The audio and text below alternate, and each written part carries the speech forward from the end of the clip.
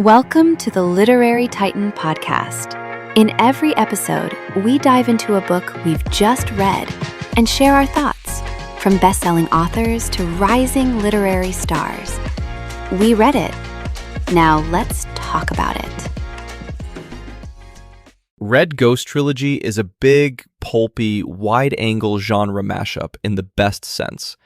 It opens with a 16th century sea disaster, swings into modern criminal conspiracies and cosmic horror, and keeps expanding until it becomes an apocalypse story with time travel, myth, telepathy, pirates, and spacefaring war. What makes it hang together is that author Gerry Eugene writes like he genuinely enjoys every strange ingredient he's tossing into the pot.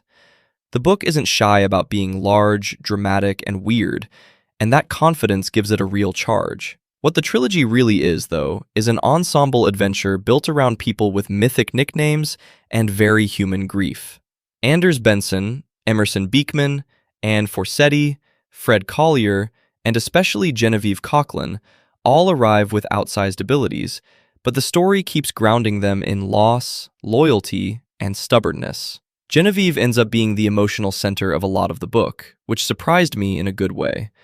She's introduced with the blunt, perfect line, "Genevieve was a pirate," and Eugene spends a lot of time proving how many shades that can hold: strategist, lover, killer, commander, and eventually something close to legend. The thing I liked most is the book's scale. Eugene doesn't think in narrow lanes. He thinks in collisions: old Spain and future war, organized crime and folklore, fungal plague and sacred cure, helicopters and demons. Even the diction likes to leap upward. Early on, one of the villains offers a string of clues that sounds like a thesis statement for the whole trilogy: cosmology, cosmic vortices, conical wormholes, triggering megahertz, auditory mandalas. That line tells you exactly what kind of ride this is. It's not interested in staying tidy. It wants to be vivid, maximal, and just a little feverish. The prose can be ornate, but it's rarely dull.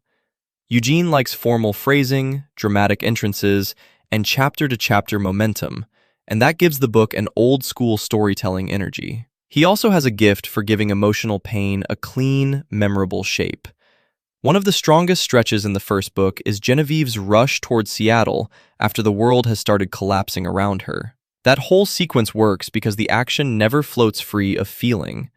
For all the telepathy, monsters, and battlefield planning, the trilogy keeps coming back to what catastrophe does to love, friendship, and chosen family. Red Ghost Trilogy is a sprawling, speculative epic that runs on sincerity, imagination, and momentum. It's the kind of book that wants to entertain you generously. It gives you haunted history, end-of-the-world stakes, magical combat, and a found family core sturdy enough to carry all that spectacle. If you like fiction that blends science fiction, fantasy, horror, and adventure without acting embarrassed about any of it, this collection has a lot to offer. It feels less like a neatly engineered machine and more like a huge, eccentric saga told by someone who loves stories too much to keep them small. Thanks for joining us on the Literary Titan podcast. If today's review sparked your interest, be sure to pick up a copy of the book and experience it for yourself.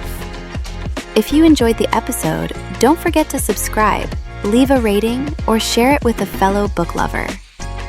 Until next time, keep reading, not just to escape, but to grow.